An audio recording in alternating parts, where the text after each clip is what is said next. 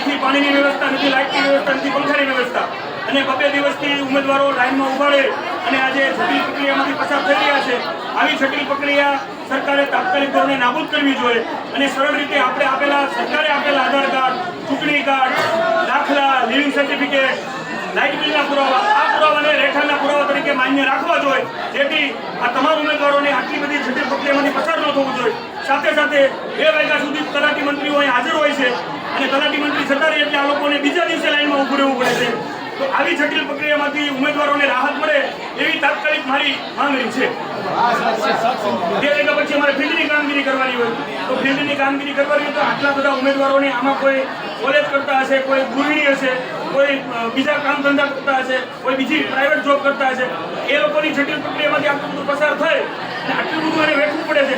સાથે સાથે 2 અલગ અટકવાળા સાક્ષી પણ લાવવાના છે.